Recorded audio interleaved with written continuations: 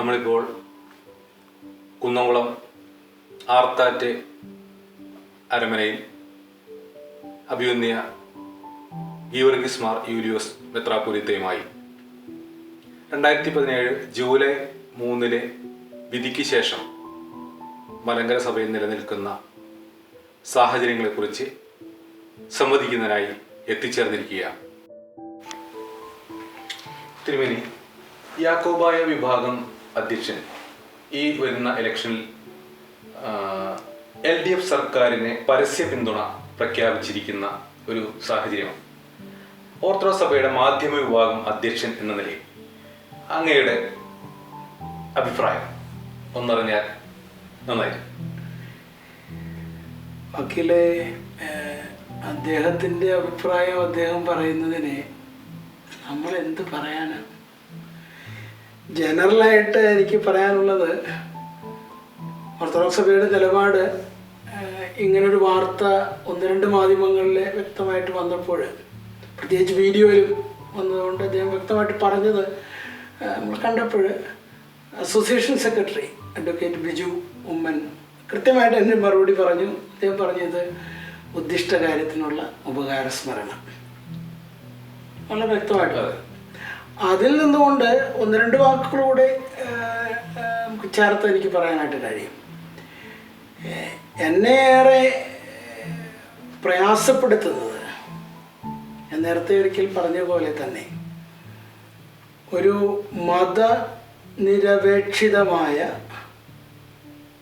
ജനാധിപത്യ മൂല്യങ്ങൾ ഉൾക്കൊള്ളുന്നു എന്ന് അവകാശപ്പെടുന്ന തിരഞ്ഞെടുക്കപ്പെട്ട ഒരു സർക്കാർ, ആ സർക്കാർ കോടതി വിധികളെ മാനിക്കുന്നുവെന്നും കോടതി വിധികൾ നടപ്പാക്കുക എന്നുള്ള ഞങ്ങളുടെ അടിസ്ഥാന ധർമ്മമാണെന്നും ഒക്കെ പറയുന്ന ഒരു സർക്കാർ ഈ പറഞ്ഞ വിഘടിത വിഭാഗത്തിനെ, യാക്കോബായ എന്ന് സ്വയം അവകാശപ്പെടുന്ന വിഘടിത വിഭാഗത്തിന് വഴിവിട്ട് സഹായങ്ങൾ ചെയ്തു കൊടുത്തു എന്ന് വ്യക്തമാണ്, സ്പഷ്ടമാണ്. വിധികളൊന്നും നടപ്പാക്കാതിരിക്കുക, അതിനെ വല്ലാത്തൊരു രീതിയിൽ ഏത് മനുഷ്യനും മനസ്സിലാകുന്ന രീതിയിൽ നഗ്നമായിട്ട് വിധികൾ ഞങ്ങൾ നടപ്പാക്കി തരില്ല എന്ന് ഉള്ളൊരു നിലപാട് എടുക്കുക. എന്നിട്ടും അത് അങ്ങനെയല്ല ഇങ്ങനെയല്ല, അത് ഇപ്പം കട്ടച്ചിറ 144 ഉള്ളത് കൊണ്ടാണ്, ഇവിടെ ഇങ്ങനെയുള്ളത് കൊണ്ടാണ്, പിറവത്ത് ഞങ്ങൾ ശ്രമിച്ചില്ലേ, ഇങ്ങനെയൊക്കെയുള്ള ഒരു നയമെടുക്കുക. ജനത്തിൻ്റെ പ്രതിരോധമുണ്ട് എന്നൊക്കെ പറയാം. ഇത് പറയുന്ന സമയത്താണ് ഈ അധ്യക്ഷൻ പറയുന്നത് സർക്കാർ ഞങ്ങളെ വളരെ വളരെ വളരെ സഹായിച്ചിട്ടുണ്ട്, അതുകൊണ്ട് ഞങ്ങൾ പരസ്യമായിട്ട് LDFനാണ് ഞങ്ങളുടെ വോട്ട് എന്ന് പറയുന്ന ഒരു സാഹചര്യം സാംസ്കാരിക കേരളത്തിനെ, ജനാധിപത്യ വിശ്വാസത്തിൽ നിൽക്കുന്ന നമ്മുടെ വോട്ടർമാർക്ക്, എനിക്ക് തോന്നുന്ന യാക്കോബായ സഭാംഗങ്ങളിൽ തന്നെ ഭൂരിപക്ഷം പേരും അദ്ദേഹത്തിൻ്റെ അഭിപ്രായത്തോട് യോജിക്കില്ല എന്നാണ് എനിക്ക് തോന്നുന്നത്. കാരണം ഇത് നഗ്നമായ ഒരു ഒരു ഒരു ഒരു ഈ ചട്ടലംഘനമാണ്. ഇത് തന്നെ കോടതിയിൽ ഒരു അഫിഡവിറ്റ് ആക്കാവുന്നതാണ്.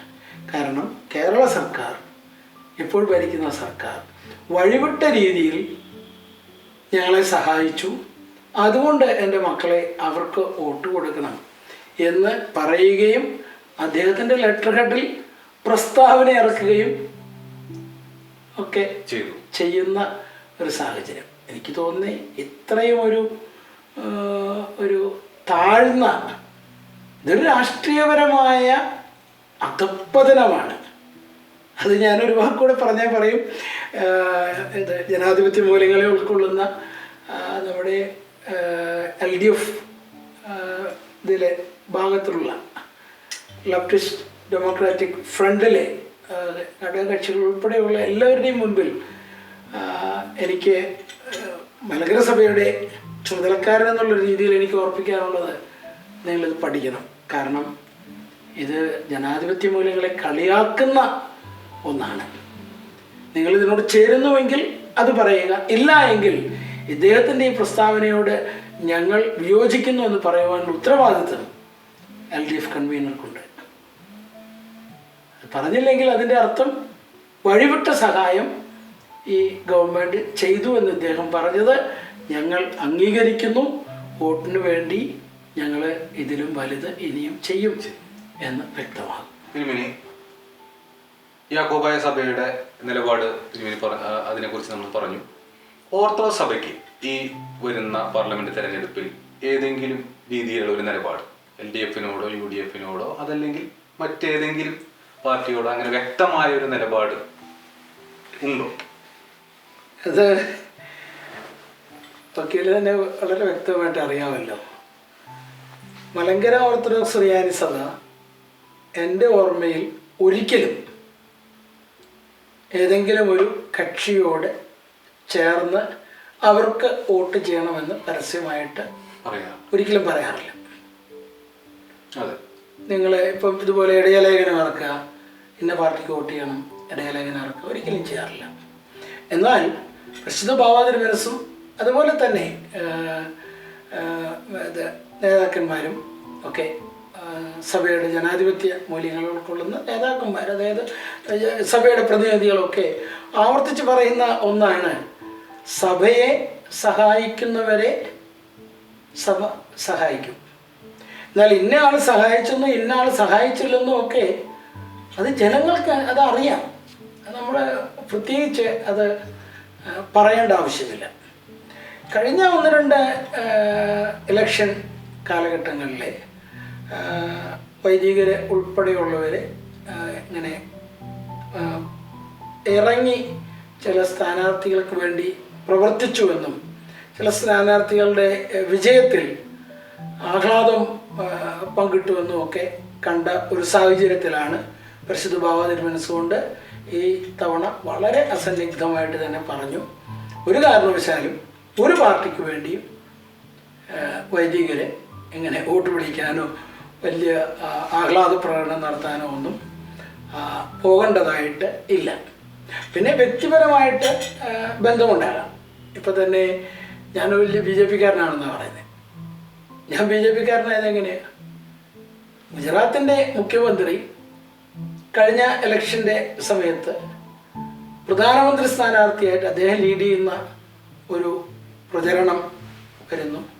ആ സമയത്ത് അദ്ദേഹം കേരളത്തിൽ വരുന്നു. കേരളത്തിൽ വരുമ്പോൾ അദ്ദേഹത്തെ കാണാനൊരു അവസരം ഉണ്ടാകുന്നു. കാണണമെന്ന് അദ്ദേഹം ആഗ്രഹം പ്രകടിപ്പിക്കുന്നു. അപ്പോൾ എൻ്റെ ഒരു കേഡ്സിയുടെ ഭാഗമാണ്. കാരണം ഗുജറാത്തിൽ അദ്ദേഹം എൻ്റെ മുഖ്യമന്ത്രിയാണ്. BJP അധ്യക്ഷനെ കാണാനല്ല ഞാൻ പോയത്, അദ്ദേഹം എൻ്റെ മുഖ്യമന്ത്രിയാണ്. അദ്ദേഹത്തെ ഞാനും കാരഞ്ചി അത്താനാസ് തിരുമേനിയും കൂടെ പോയി കണ്ടു, കുശലം പറഞ്ഞു.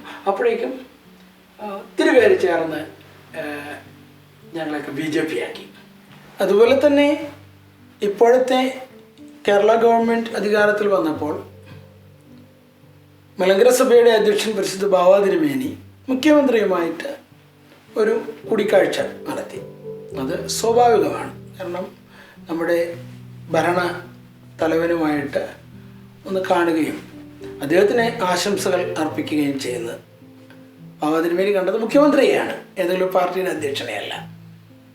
അപ്പോൾ അത് കഴിഞ്ഞ് ഇറങ്ങി വരുമ്പോൾ സ്വാഭാവികമായിട്ടും മാധ്യമങ്ങൾ ജനാധിപത്യത്തിൻ്റെ 4ാം തൂണ് എന്ന് വിശേഷിപ്പിക്കുന്ന, ഒരുപക്ഷെ ഇന്ന് ജനാധിപത്യ പ്രക്രിയയിൽ തന്നെ ഏറ്റവും വലിയ സ്വാധീന ശക്തി ഉള്ള മാധ്യമ പ്രവർത്തകരെ ഭാവാതിരുമേനിയോട് എന്തു തോന്നുന്നു എന്ന് ചോദിച്ചു.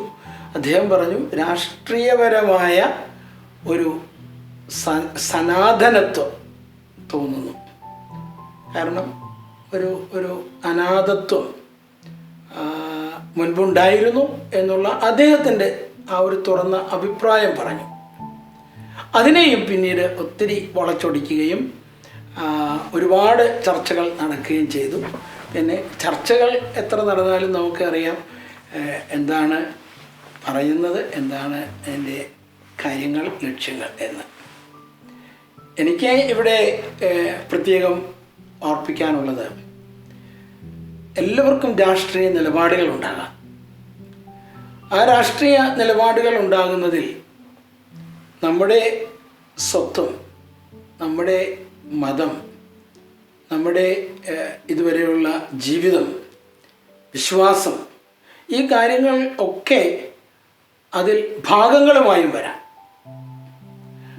അതുകൊണ്ട് തന്നെ ഇപ്പോൾ കേരളത്തിൽ കാണുന്ന ഒരു പ്രതിഭാസം എന്താണെന്ന് ചോദിച്ചു കഴിഞ്ഞാൽ, നീ ഒന്നെങ്കിൽ LDF ആയിരിക്കണം, അല്ലെങ്കിൽ UDF ആയിരിക്കണം, അല്ലെങ്കിൽ ആകെ കുഴപ്പമാണ്. അങ്ങനെയൊന്നുമില്ല. ചിലർ പറയും മറ്റത് വർഗീയമാണ്, ഇത് ഇങ്ങനെയാണ്. വർഗീയമാണെങ്കിൽ എല്ലാവരിലും നല്ല വർഗീയതയുണ്ട്. ഇങ്ങനെയുള്ളൊരു ചെറിയ ചർച്ചയിൽ അതിന് സ്ഥാനമില്ല. എന്തെങ്കിലും അങ്ങനെ ഒരു ചർച്ച ആവശ്യമായിട്ട് വരികയാണെങ്കിൽ ഞാൻ കാണിക്കാം. ഇവിടുത്തെ എല്ലാ മുന്നണിയിലും, 2 മുന്നണിയിലും വർഗീയതയുണ്ട്. അങ്ങനെ വർഗീയത പറയുകയാണെങ്കിൽ നമ്മൾ ഒരാൾക്ക് മാത്രം വർഗീയമെന്ന്, അല്ലെങ്കിൽ ഒരാൾ ചെയ്യുന്ന ആകെ കുഴപ്പമാണ്, അതിനെ മാത്രം പ്രീണിപ്പിക്കുന്ന ഒരു നയം കേരളത്തിലെ മാധ്യമലോകത്ത് പോലും ഉണ്ടോ എന്ന് എനിക്ക് സംശയമുണ്ട്. കുറേ പേർക്ക് സാംസ്കാരികമായ അയിത്തം കൽപ്പിക്കുക, തൊട്ടുകൂടായ്മ കൽപ്പിക്കുക. ഒരുപക്ഷെ ഞാൻ BJPക്കാരനായെങ്കിൽ ഇങ്ങനെ ആരോടും തൊട്ടുകൂടായ്മയും അയിത്തവും ഇല്ല എന്നുള്ള ഒരു നിലപാടാണ് അതിൻ്റെ പുറകിലുള്ള കാരണം. ജനാധിപത്യ മൂല്യങ്ങളിൽ വിശ്വസിക്കുന്ന, സാംസ്കാരിക ഉന്നമനത്തിന് വേണ്ടി പ്രവർത്തിക്കുന്ന രാഷ്ട്രീയ കക്ഷികളോട് നമുക്ക് താല്പര്യം ഉണ്ടാകാം. അത് ഇന്നവരോടെ ആകാവൂ, ഇന്നവരോടെ ആകാൻ പാടില്ല എന്ന് നിഷ്കർഷിക്കാൻ അതിൻ്റെ ആവശ്യം ഇല്ല. അതൊരു തരം തരം താഴ്ന്ന രാഷ്ട്രീയ പ്രവർത്തനമാണെന്നാണ് എനിക്ക് പറയാനുള്ളത്. തിരുമേനി, 2017 ജൂലൈ 3 അന്തിമ വിധി എന്ന് പറയത്തക്ക രീതിയിലുള്ള ഒരു വിധി സുപ്രീം കോടതി പ്രസ്താവിക്കുകയുണ്ടായി. അതിനുശേഷം യാക്കോബായ വിഭാഗം ഇതുവരെ ഈ ദിവസം വരെയും പല കോടതികളിലായി പല വിധത്തിലുള്ള കേസുകൾ കൊടുക്കുകയും, എന്നാൽ അതിലൊന്നും യാതൊരു സുപ്രീം കോടതി വിധിക്ക് വിരുദ്ധമായതോ അതല്ലെങ്കിൽ യാക്കോബായ വിഭാഗത്തിന് അനുകൂലമായതോ ആയിട്ടുള്ള യാതൊരുവിധ അനുകൂല നിലപാടുകളും ഒരു കോടതികളും ഇതുവരെ സ്വീകരിച്ചിട്ടില്ല. എന്നാൽ കേസുകൾ തുടർന്നു വരുന്നു. ഓർത്തഡോക്സ് സഭയെ സംബന്ധിച്ച് വിധികൾ വന്ന പള്ളികൾ പോലും മുഴുവനായി ലഭിച്ചു എന്ന് പറയുന്ന ഒരു സാഹചര്യം ആയിട്ടില്ല. ഈ സാഹചര്യത്തെ കുറിച്ചൊന്ന് തിരുമേനി ഒന്ന് വിശദീകരിച്ചാൽ വിശ്വാസികളെ സംബന്ധിച്ച് അതൊരു നല്ല കാര്യമായിരിക്കുന്നു തോന്നുന്നു. വക്കീലിന് അറിയാവുന്ന പോലെ 2017 ജൂലൈ 3 വിധി അതിനെ അത്ര എളുപ്പത്തിൽ കീഴ്ക്കോടതികൾ ആരും അതിനെ മറികടക്കുകയില്ല. കാരണം സുപ്രീം കോടതി വളരെ കൃത്യമായി വിധിച്ചിരിക്കുന്ന ഒരു വിധിയാണ്. എന്നാൽ ആ വിധിയെ പഠിച്ച സമയത്ത് മലങ്കര ഓർത്തഡോക്സ് സഭ പ്രത്യേകം സുന്നോദോസ് കൂടി തന്നെ അത് പഠിക്കുകയും അഭിയോഗ്യനായ ഡോക്ടർ മാത്യൂസ് മാർ സേവ്യറിയോസ് തിരുമേനി അതിന് ആ വിധിക്കൊരു ആസ്വാദനം ഒരു പുസ്തകമായിട്ട് തന്നെ എഴുതുകയും പരിശുദ്ധ മാവാ തിരുമേനി വിധിയുടെ പശ്ചാത്തലത്തിൽ നല്ലൊരു കൽപ്പന പുറപ്പെടുവിക്കുകയും ഒക്കെ ചെയ്തു. നമ്മുടെ 1-2 പിതാക്കന്മാർ ഈ വിധിയുടെ പശ്ചാത്തലത്തിൽ പരിശുദ്ധ പാത്രീസ് മാവായെ തന്നെ കണ്ട് സമാധാനത്തിനുള്ള ഒരു ശ്രമമൊക്കെ നടത്തുകയുണ്ടായി. അവിടെയൊക്കെ ആവർത്തിച്ച് പറഞ്ഞിരിക്കുന്നത്, ആ വിധി തന്നെ ആവർത്തിച്ച് പറഞ്ഞിരിക്കുന്നത് ഇതൊരു സഭയാണ്. ഇതൊരു സഭയായതുകൊണ്ടാണ് ഇതിൽ സമാന്തര ഭരണം പറ്റില്ല, ഒരു വിഘടനവാദവും പറ്റില്ല. ഇതൊരു ട്രസ്റ്റാണ്. ഇതിൻ്റെ ഭരണഘടന 1934 ഭരണഘടനയാണ്. ആ ഭരണഘടനയ്ക്ക് എല്ലാ സാധുതയുമുണ്ട്. ഇന്ത്യ പാർലമെന്റ് ആകുന്നതിന് മുൻപേ ഉള്ളൊരു ഭരണഘടനയാണത്. അതിനെ ഇനി ചോദ്യം ചെയ്യാൻ ഒക്കത്തില്ല. ആ ഭരണഘടന പ്രകാരമുള്ള 1064 പള്ളികൾ മാത്രമല്ല, കുറച്ചുകൂടെ വ്യക്തമായിട്ട് പറഞ്ഞാൽ 2002 മാർച്ച് 20 വരെ ഇതിൽ രജിസ്റ്റേർഡ് ആയിട്ടുള്ള പള്ളികളെല്ലാം ഈ ഭരണഘടന പ്രകാരം ഭരിക്കപ്പെടേണ്ടതാണ്. ഇതെല്ലാം വളരെ കൃത്യമായിട്ട് സുവ്യക്തമായിട്ട് എല്ലാം പറഞ്ഞിട്ടുണ്ട്. അതുകൊണ്ടാണ് ഒരു കീഴ്ക്കോടതി അതിനെതിരെ ഇനി ഒരു വിധി പുറപ്പെടുവിക്കില്ല. അത് നമ്മുടെ ഒരു നോർമൽ ലോജിക് വെച്ചാൽ അല്ലേ? വക്കീലിന് നിയമവശങ്ങൾ അറിയാമല്ലോ. നിയമപരമായിട്ട് അതിനെതിരെ ഒരു കോടതി എന്തെങ്കിലും പറയാൻ ബുദ്ധിമുട്ടാണ്. മറുഭാഗത്ത് ഇങ്ങനെ വിധികൾ വരുമ്പോഴും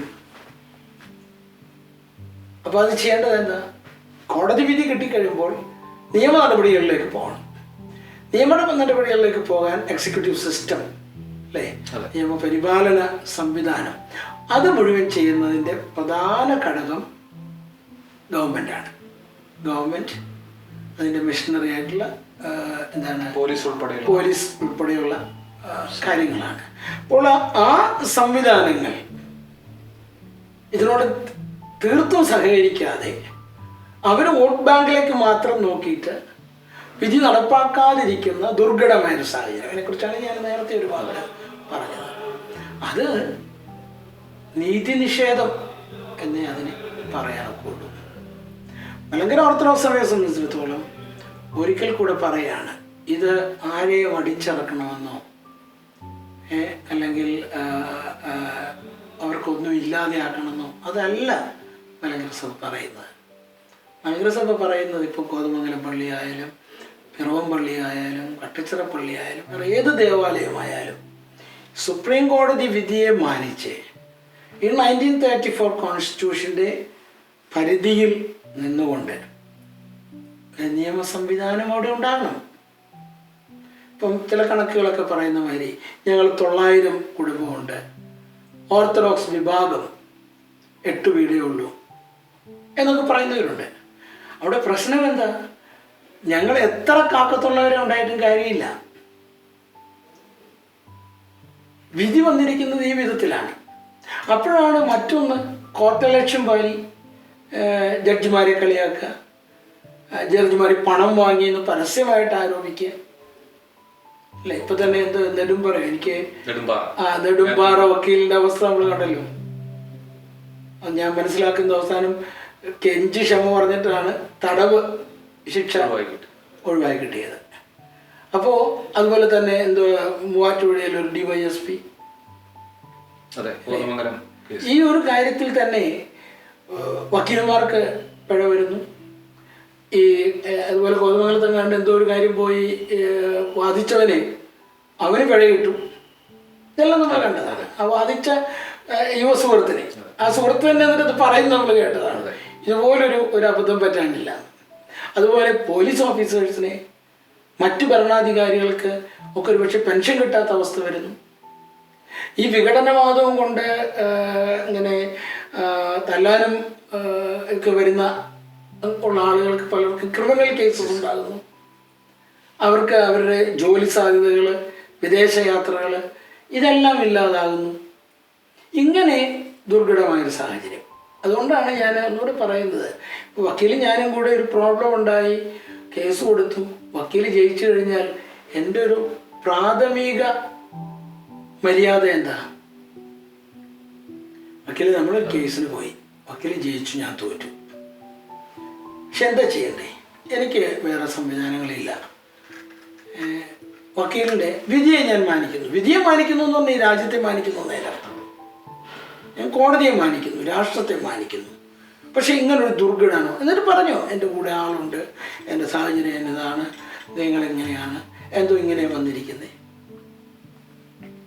ന്യായമായിട്ട് അതിലേക്ക് വാ, ഞാൻ തോറ്റു, നീ ജയിച്ചു എന്ന് പറഞ്ഞിട്ട് എന്താ നമുക്ക് ചെയ്യാനൊക്കെ ചോദിക്കുക.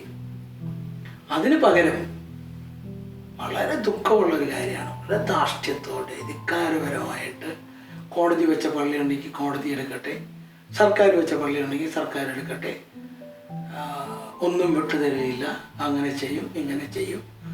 ചില ഇതൊക്കെ കേട്ട് കഴിഞ്ഞാൽ മുദ്രാവാക്യങ്ങളൊക്കെ കയ്യും വെട്ടും, കാലും വെട്ടും, തലയും വെട്ടും. എന്തോ ഇത് ഹിറ്റ്ലർസി പോലും ഇങ്ങനെ ഉണ്ടായിട്ടില്ലല്ലോ. ഇങ്ങനെ വെട്ടാനായിട്ട് കയ്യും തലയൊക്കെ വെച്ച് കൊടുത്തിരിക്കുകയാണ്. പിന്നെ ചിലരെയൊക്കെ വെട്ടിയിട്ടുണ്ട്. അങ്ങനെയൊന്നും വെട്ടിയൊന്നും അവസാനിപ്പിക്കാൻ ഒക്കില്ല. നമ്മുടെ വർഗീസിയാറ്റിൻ്റെ കാര്യം അറിയത്തില്ലേ? അപ്പൊ ആ വിധത്തിലുള്ളത് അതാണ് എൻ്റെ ഇതിലെ ഏറ്റവും വലിയ ദുഃഖം. ഏറെ സങ്കടത്തോടെ പറയാണ്, നമ്മുടെ അടുത്തൊരു തലമുറയ്ക്ക് വിദ്വേഷത്തിൻ്റെ അതുപോലെ കാബാലികതയുടെ അല്ലേ ഒക്കെ വിത്തുകൾ ഇറക്കി കൊടുക്കുകയാണ് അനാവശ്യമായ കാര്യത്തിന്. ഒരിക്കലും ഞാൻ തുറന്നു പറയുന്നു, 2002 പരിശുദ്ധ മാത്യൂസ് ദിദിയൻ ബാവ ആ അസോസിയേഷൻ കഴിഞ്ഞപ്പോൾ ഞാൻ മുമ്പിലുണ്ട്. അദ്ദേഹം പറഞ്ഞത് പരിശുദ്ധ പാത്രിയർക്കീസ് ബാവയോടും പരിശുദ്ധ പത്രോസിന്റെ സിംഹാസനത്തോടുമുള്ള അചഞ്ചലമായ നമ്മുടെ വിശ്വാസം, നമ്മുടെ സ്നേഹം, നമ്മുടെ ബഹുമാനം ആവർത്തിക്കുന്നു എന്നാണ്. അദ്ദേഹത്തിന് അങ്ങനെ പറയേണ്ട ഒരാവശ്യം ഒരർത്ഥത്തിൽ നിയമപരമായിട്ടില്ല. എന്നാൽ ആ വിശ്വാസത്തോട് ആ സിംഹാസനത്തോടുള്ള നമ്മുടെ സ്നേഹമൊക്കെ അന്ന് കാണിച്ചു. ഇന്നും ഭരണഘടനാപരമായിട്ട് എന്തൊക്കെ സ്നേഹ ബഹുമാന ആദരവുകൾ കൊടുക്കണമോ കൊടുക്കാൻ തയ്യാറാണ്. ഞാൻ തുറന്നു പറയുകയാണ്, അത് പല എൻ്റെ യാക്കോബായ സുഹൃത്തുക്കൾ ഒത്തിരി എനിക്കുമുണ്ട്. അവരെല്ലാം അംഗീകരിക്കുന്ന ഒരു കാര്യമാണ് പരിശുദ്ധ പാത്രിയർക്കീസ് ബാവായ്ക്ക് കൂടുതൽ ബഹുമാനം കൊടുക്കുന്ന സഭ ഓർത്തഡോക്സ് സഭയാണ്. പാത്രിയർക്കീസ് ബാവ എന്ന ഒരു സംജ്ഞ പിടിച്ചുകൊണ്ട് അതിൻ്റെ പേരിൽ ഇവിടെ കാര്യങ്ങളൊക്കെ സംഘടിപ്പിക്കുകയാണ്. അദ്ദേഹത്തിനും അറിയാം ഇതൊക്കെ ഇവിടെ നടക്കുന്നതെന്ന്, അദ്ദേഹത്തിന് വളരെ വ്യക്തമായിട്ട് അറിയാം. പക്ഷെ അദ്ദേഹത്തിനെ ഇപ്പോൾ ഇവരെ കൂട്ടുപെട്ടിയാൽ നിൽക്കാനൊക്കത്തില്ല. കാരണം അത്രയും ആ വിധത്തിൽ അവിടെ അതിനെ കൊണ്ടുവന്നിരിക്കുകയാണ്. അദ്ദേഹം പല പറഞ്ഞെന്നാണ് പറയുന്നത്, ഇന്ത്യയിലെ സഭയുടെ കാര്യത്തിൽ ഞാൻ ഇടപെടുന്നില്ല, നിങ്ങൾ തരുന്ന ബഹുമാനം എനിക്ക് മതി, നിങ്ങളവിടെ ഒന്നിച്ചു പോകും. പക്ഷേ അതൊന്നും കേൾക്കാൻ തയ്യാറല്ല. കാരണം അത് കേട്ടാൽ പല വിധത്തിലുള്ള മറ്റ് പ്രയാസങ്ങളുണ്ട്. ഞാൻ കാശ് മേടിച്ച് കുപ്പായം കൊടുത്ത കുറേ ആളുകളുണ്ട്, അവരൊക്കെ പണിയില്ലാതെയാകും. അവരൊക്കെ എന്നോട് കാശ് തിരിച്ചു ചോദിക്കും. എൻ്റെ കയ്യിൽ ആകെ 3750 രൂപയാണ് ഉള്ളത്. മനസ്സിലായോ? പിന്നെ എല്ലാവരും അകമഴിഞ്ഞ് സഹായിച്ചതെല്ലാം എൻ്റെ വീട്ടുപേരിലുള്ള ട്രസ്റ്റിലായി. അതിനൊന്നും ഇതൊക്കെ അവർ തന്നെ പറയുന്നത്, നമ്മൾ ആരും ഇത് പറയാൻ പോകാറില്ല. അവർ തന്നെ പറയുന്നത് സാമൂഹ്യ മാധ്യമങ്ങളിലൂടെ കേൾക്കുന്നുണ്ട്. ദിവസം 3 തവണ വെച്ച് രാജിവെക്കുന്നു. ഞാൻ പ്രാർത്ഥന നടത്തുന്ന മാതിരി ഈ അധ്യക്ഷൻ രാജിവെക്കണേ. അതിപ്പോഴും അധ്യക്ഷനാന്ന് പറയുന്നു, പിന്നെ ഞാൻ അധ്യക്ഷനാന്ന് പറയുന്നുണ്ട്, അതിന് മുമ്പ് രാജിവെച്ചു എന്ന് പറയുന്നുണ്ട്. നമ്മളെ ഈ നമ്പൂരി പറഞ്ഞ മാതിരി മനുഷ്യനെ ഒരു പൊട്ടനാക്കുക, ആ ഒരു അവസ്ഥാവിശേഷമാണ് വന്നിരിക്കുന്നത്. അതിനെ ഭരണകക്ഷി കൂട്ടുനിന്നു എന്ന് പരസ്യമായിട്ട് പറയുകയും അതുകൊണ്ട് അവർക്ക് വോട്ട് കൊടുക്കണമെന്ന് പറയുകയും ചെയ്യുന്ന ഒരു രാഷ്ട്രീയ മതപരമായതും രാഷ്ട്രീയപരമായതുമായ ഒരു താഴ്ന്ന അവസ്ഥ, അതിനെക്കുറിച്ച് ദുഃഖമെന്നേ പറയാനുള്ളൂ. ഒക്കെയല്ലേ ചോദിച്ച ചോദ്യത്തിന് ഒരു മറുപടി ഒറ്റ വാക്കിൽ പറയാനുള്ളത്, ഇന്നല്ലെങ്കിൽ നാളെ സത്യത്തിന് വിജയിക്കാതിരിക്കാൻ ഒക്കുകയില്ല അല്ലേ? സത്യത്തിനെ മാറാനൊക്കുകയില്ല, സത്യത്തിന് ആത്യന്തികമായിട്ട് വിജയം ലഭിക്കാതിരിക്കില്ല. താത്വികമായി മലങ്കര സഭ 2017 ജൂലൈ 3 പൂർണ്ണമായി വിജയിച്ചു. ഒന്നായി മലങ്കര സഭ ഒന്നായി വിജയിച്ചു. ആരെയും മാറ്റി നിർത്തുന്നില്ല, ഇന്നും മാറ്റി നിർത്തുന്നില്ല. ഏത് സ്ഥാനിക്കും മലങ്കര മെത്രാപ്പൊലീത്തയുടെ അടുത്ത് വരാം. 1934 ഭരണഘടനയോട് കൂറും വിധേയത്വം പ്രഖ്യാപിക്കാം. അപ്പോൾ അവരെന്ത് ചെയ്യണം എന്നുള്ളത് മലങ്കര മെത്രാപ്പൊലീത്ത അദ്ദേഹത്തിൻ്റെ സമിതികളുമായിട്ട് ആലോചിച്ച് കൃത്യമായ ന്യായമായ മനുഷ്യത്വമില്ലാത്ത ഒരു കാര്യം നമ്മൾ ചെയ്യില്ല, മനുഷ്യത്വപരമായ രീതികളിലൂടെ അവർക്ക് പറഞ്ഞു കൊടുക്കും. എന്നാൽ ഇതൊന്നും ഞങ്ങൾക്ക് ബാധകമല്ല. ഞങ്ങൾക്ക് തോന്നിയതുപോലെ ഇവിടെ ഇല്ലേ, വാക്കുകളൊന്നും ഞാൻ പറയുന്നില്ല, അത് ഞങ്ങൾ നടത്തും എന്ന് പറഞ്ഞാൽ ഒരു ജനാധിപത്യ ഭരണ സംവിധാനത്തിൽ അത് അത്ര ക്ഷിപ്രസാധ്യം. ഇപ്പം കുറച്ച് നാളൊക്കെ നടക്കുമായിരിക്കും. ഞാൻ തിരിച്ചൊരു ചോദ്യം വക്കീലിനോട് ചോദിക്കട്ടെ. ഒരുപക്ഷെ ഈ 5 വർഷത്തിലൊരിക്കൽ അല്ലെങ്കിൽ പാർലമെന്റിലോ അസംബ്ലിയിലോ ഭൂരിപക്ഷം നഷ്ടപ്പെടുമ്പോൾ ഭരണം ഒഴിഞ്ഞു കൊടുക്കണം എന്നുള്ളൊരു വ്യവസ്ഥ നമ്മുടെ ഇന്ത്യൻ ഭരണഘടനയിൽ ഇല്ലായിരുന്നെങ്കിൽ ഇപ്പോൾ കസേരയിലിരിക്കുന്നവരാരെങ്കിലും ഒഴിഞ്ഞു കൊടുക്കുമോ?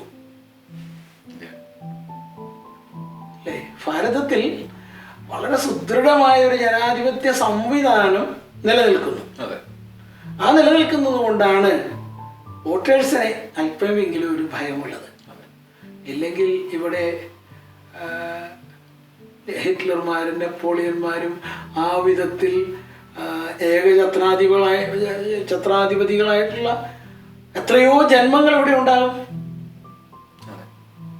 അതുകൊണ്ട് ഒരു രാഷ്ട്രീയ മാറ്റം ഉണ്ടാകുമ്പോൾ ചിന്തകൾക്ക് മാറ്റം ഉണ്ടാകാം, അല്ലെങ്കിൽ മനുഷ്യൻ്റെ ചിന്തകളിൽ മാറ്റം ഉണ്ടാകുമ്പോൾ രാഷ്ട്രീയ മാറ്റങ്ങൾ ഉണ്ടാകാം. രാഷ്ട്രീയ മാറ്റങ്ങൾ ഉണ്ടാകുമ്പോൾ ഭരണകൂട മാറ്റങ്ങൾ ഉണ്ടാകാം. ഒരുപക്ഷെ അനീതി ആവർത്തിക്കുകയാണെങ്കിൽ ഇതിലൊക്കെ ഒരു ദൈവനീതി ഉണ്ടെന്നാണല്ലോ. ഇത് മനുഷ്യൻ്റെ വോട്ട് മാത്രമല്ലല്ലോ, ഒരു ദൈവനീതിയുണ്ട്. ആ ദൈവനീതി പ്രവർത്തിക്കുമെന്ന് തന്നെയാണ് വിശ്വാസം. മലങ്കര സഭയ്ക്ക് ഒരു നഷ്ടവും ഒരു കോട്ടവും വരികയില്ല. അതേസമയം ഈ അതത് കാലത്ത് കുറേ പ്രതിബന്ധങ്ങളുണ്ടാകും, പ്രതിസന്ധികളുണ്ടാകും. പ്രതിസന്ധികളിലൂടെ അല്ലാതൊരു സഭയ്ക്ക് മുന്നോട്ട് പോകാനൊക്കെയില്ല.